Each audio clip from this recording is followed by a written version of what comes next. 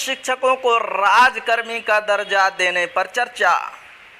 मंत्री परिषद की बैठक में शिक्षा विभाग से जुड़े बड़े फैसले हो सकते हैं।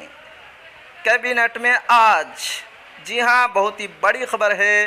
नियोजित शिक्षकों का जो राजकर्मी का जो दर्जा देने का मामला है, उसी को लेकर बहुत ही अहम खबर है। क्या है, आपको शुरू से पढ़कर सुनाता हूँ।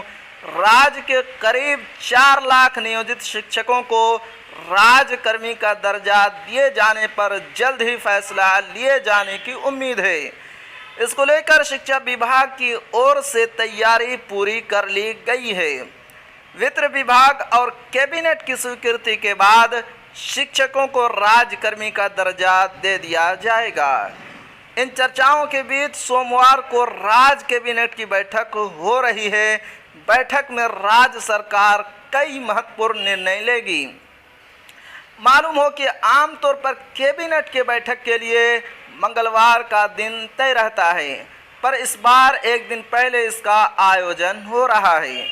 राज्य मंत्री परिषद की बैठक में शिक्षा विभाग से संबंधित बड़े फैसले भी हो सकते हैं। मालूम हो कि विभिन्न शिक्षक संघों की यह मांग रही है। इसको लेकर सीएम नीतीश कुमार के साथ महागठबंधन के नेताओं ने बात भी की थी। तो जी हाँ, ये थी आज की बहुत ही बड़ी खबर।